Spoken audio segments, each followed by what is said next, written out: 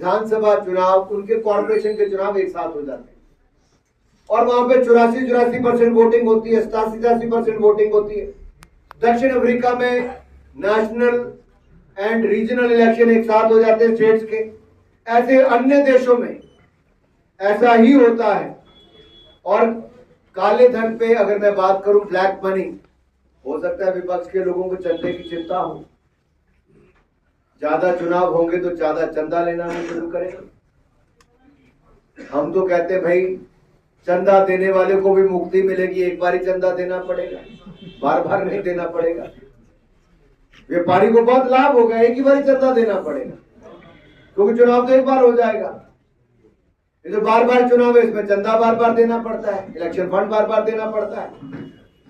सो चंदा भी बचेगा और जो इलेक्शन पे खर्च, जैसा मैंने कहा कि लगभग अगर 1.5 लाख करोड़ ये खर्च होता तो विधानसभाओं के मिलाकर सोचिए कितने लाख करोड़ खर्च होते हैं।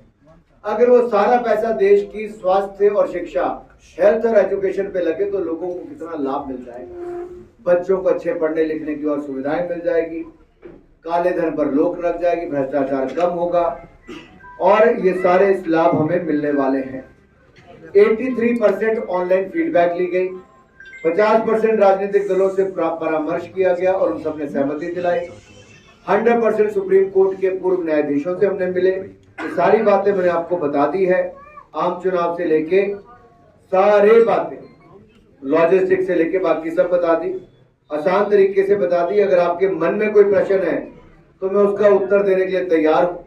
लेकिन मैं इतना ही कहूंगा साथियों, अगर ब्राजील, स्वीडन, बेल्जियम, अमेरिका, दक्षिण अफ्रीका, जर्मनी, जापान, इंडोनेशिया जैसे कई देशों में अगर वन नेशन वन इलेक्शन होता है तो हमारे यहाँ पर क्यों ना।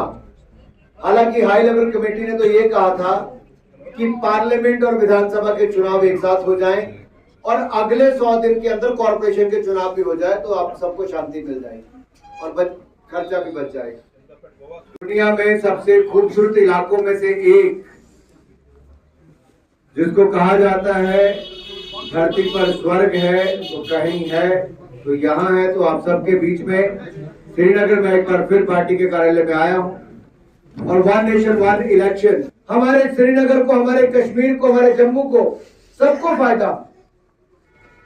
लेकिन कुछ परिवारों ने ऐसी परिस्थितियां बनाकर रखी थी कि वो 2-3 परिवारों की राजनीति चलती थी। अभी मैं कुपकर रोड से ही आया हूं, 20 साल वहां से जाने का भी मुश्किल से मौका मिलता था, लेकिन आज आप कश्मीर के किसी हिस्से में जाइए, कोई रोक टोक नहीं। साथियों, जिस विषय पे मैं बात करने आया हूं वो है ONOE, one nation one election. And one nation one election bill is historic, visionary and transformative.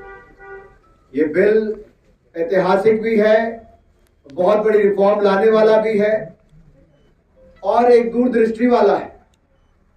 इससे क्या लाभ होगा? लोग प्रश्न चिन्ह उठाते थे, लोग मतलब कि विपक्ष के नेता, वो कहते थे one nation one tax, GST आएगा तो ये वो हो जाएगा। सुधार ही हुआ है, ट्रांसपोर्टेशन कॉस्ट कम हुई, ट्रांसपोर्टेशन का समय कम लगा, टैक्स कलेक्शन उससे ज्यादा हुई, बेहतर ट्रांसपेरेंसी आई है। इसी तरह से ही आर्टिकल 370-35 खत्म होने के बाद एक देश एक निशान, एक विधान, एक प्रधान हो गया, उससे भी फायदा ही हुआ है। ऐसे वन नेशन वन इलेक्शन से क्या होगा? ये बहुत आसान काम है। ये इसलिए किया जा रहा है कि इस देश में एक समय पर ही चुनाव हो जाए, पार्लियामेंट के भी और